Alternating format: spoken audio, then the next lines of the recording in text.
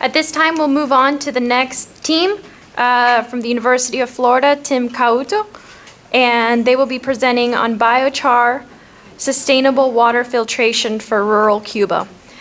This team is composed of Ms. Carolyn Capel, Margaret, Julia, and Sarah. Do you want to load up the presentation? And their mentor is Ms. Cristina Ortega.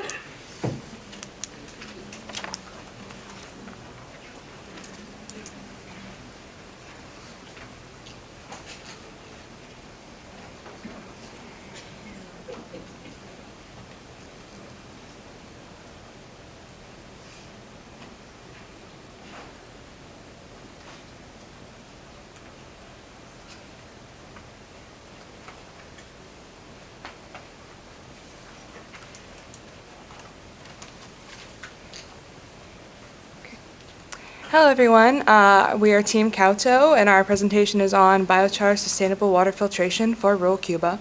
My name is Carlin Chappelle. I'm here with Julia Richter, Margaret Bello, and Sarah Wittig. We are engineering seniors in the biological department at UF. So, our problem statement. Only 82% of rural areas in Cuba have access to drinkable water.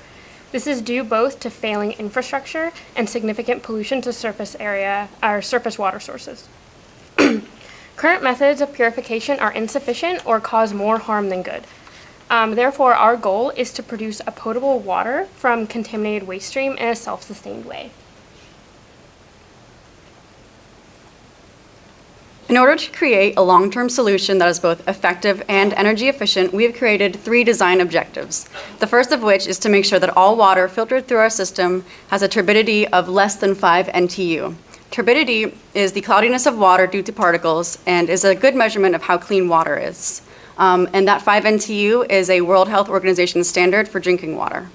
Additionally, we would like the system to have a lifespan of 8 years. This is an estimate based on the degradation of the plastic used in the design. Finally, we want to use a sustainable power source. Much of the grid in Cuba is unreliable. We want to make sure that this system provides clean water 365 days out of the year. And to do that, we'll be using a solar-powered system.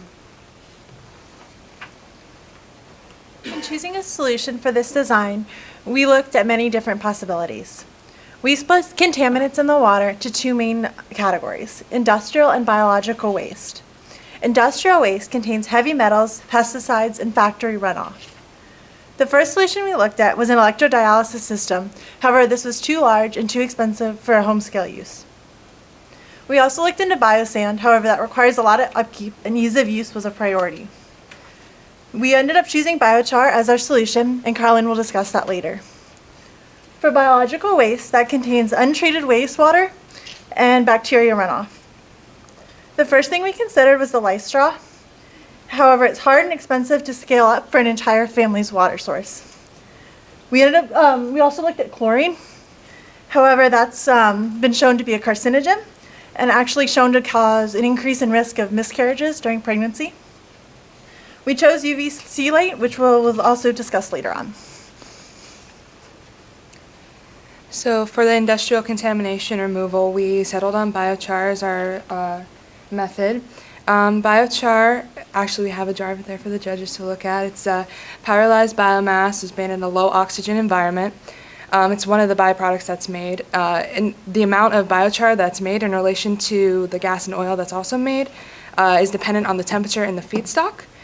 We intend for our design to use a sugarcane bagasse feedstock, as it is a byproduct of the sugarcane production already occurring in Cuba, and from our research, we also saw that the government is currently trying to make biochar from this source already. Biochar has a high surface area and porosity, as you can see from our scaled picture there on the left. This allows for a high cation exchange capacity, which allows it to adsorb a lot of the heavy metals and other contaminants that are in the water. On the right is a picture of what we ended up using for our testing, which was lump charcoal. We had trouble getting access to actual biochar, but this was a comparable material. UVC light kills bacteria by disrupting the DNA and actually shutting down the reproduction habits as well as any harmful effects of the bacteria. UVC light is a 200 to 280 nanometer range for the wavelength. And we ended up using LEDs in our design because they've been shown in multiple studies to be just as effective as the mercury bulb. However, they use less power, they have a longer lifespan, and produce less heat, which decreases the danger of our system for household use.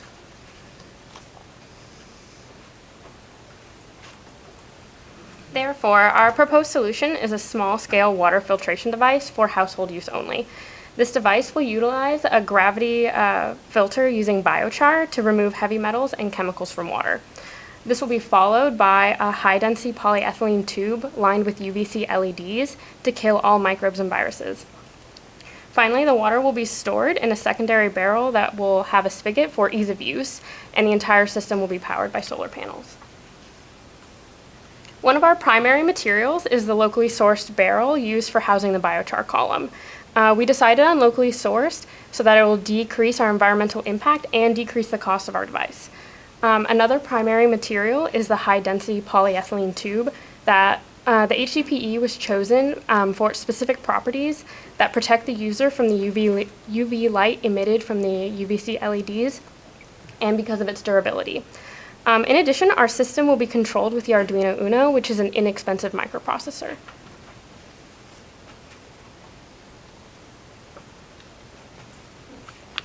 So for our design, we created a system to ensure that the water is actually being properly filtered.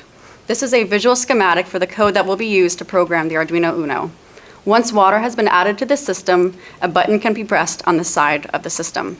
That will start the timer, turn on the UV lights, and begin measuring turbidity. If the turbidity readings are under the threshold, under the 5 NTU, and are clean to drink, a green LED will turn on. If it is over that threshold, a red LED will turn on and will signal that the water should not be consumed. The meter will continue to take readings once every 10 minutes for 2 hours. Once the timer is over, the LEDs will turn off and the sensor will cease taking readings. All of these components will be hooked up to a solar panel, which can be mounted in an area with access to sunlight.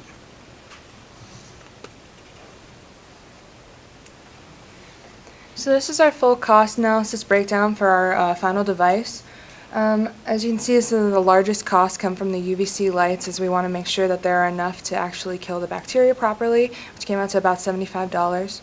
The solar panel was about $60, which was also more expensive. In addition, it needs a lithium-ion battery as well as a solar charger, so that when we have days that aren't necessarily as sunny, there's still access to the clean water that they need. Last, the HDPE barrel for the final holding tank costs about $45. So overall, our cost analysis came out to about $360, which should be spread out of the cost should be spread out over about the 8-year lifespan that we intend for this device. And it does provide such an integral part of daily life, like you need water for living, so this cost seems low to us. We had 2 phases of testing. For our early test, we had 2 different methods we used. We started with a PVC pipe, which we filled with charcoal, gravel, and sand. For our quantitative test, we measured the conductivity of different concentrations of salt water. We measured that before and after going through the device. We found that while the conductivity did decrease after filtration, it was inconsistent with the numbers we were expecting for proper drinking water. This is also true for the unspiked samples, our control, which led us to believe that it could be an error with the meter calibration. It is at this point that we looked to other methods of testing. Additionally, we performed a qualitative test. We took nutrient-rich brown-colored water and put it through our system and observed the color change. And we found that this water came out clear instead of brown. We've also done some testing more recently since we've submitted the paper. We recently ran some tests on the UV lamp to confirm that it would kill the biological component. And we also ran spiked water samples that were spiked with KNO3 and lead acetate and ran through the charcoal column we proposed to test the ability of the biochar to remove the industrial contamination. So these are some images from our testing. On the left, you can see where we were actually sieving the charcoal that we had to make sure that was a consistent size. We brought it down to the smallest size we could possibly get, which was 710 micrometers. And we wanted the smallest amount so that there was the highest surface area, higher contact time, more absorptive characteristics for the charcoal. We also used some larger charcoal media, same charcoal, just bigger pieces in the bottom. So the middle is our column that we used for testing. The top, it was about 2 feet high. It was a 3-inch diameter. The top foot was the very fine charcoal, and then the bottom foot was the larger size. It took about 2 hours to run through entirely, so that fit our programming where we wanted to make sure it was a 2-hour running time for the entire system. Last picture is our UV lamp testing that we did.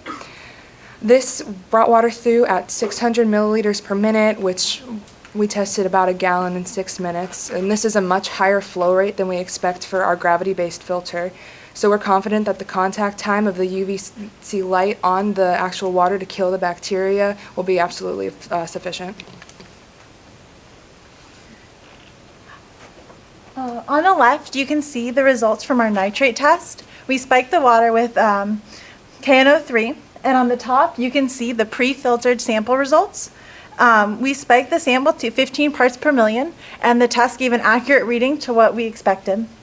On the bottom, you can see that our post-filter results show 0 parts per million, which is definitely under the threshold of 10 parts per million, which is the EPA standard, which actually is lower than the World Health Organization standard. On the other side, you can see our lead sample. We ran spiked water that was spiked to a concentration of 30 parts per billion lead, which is twice the drinkable level. Post-filter, the test ran negative, meaning it was definitely under the 15 parts per billion, meaning that our water was drinkable. On the bottom, you can also see the E. coli test we ran on the UVC lights. So pre-treatment, you can see the yellow sample, which means it's positive. And after running through the filter, we got a purple result showing negative E. coli, meaning we successfully killed all the bacteria because it would have run positive. In conclusion, the use of this device will increase access to drinking water in rural Cuba, greatly improving the quality of life of thousands of people, while not further polluting the environment. There are also a few people we'd like to thank: our professors, Dr. Eric McLemore and Dr. Richard Schultz, our faculty advisor, Dr. Eben Bean, our mentor, Ms. Cristina Ortega, and Tiago Onofre, a grad student in electrical engineering that helped us with our electronics, and finally the ACAE for allowing us to present today. Thank you.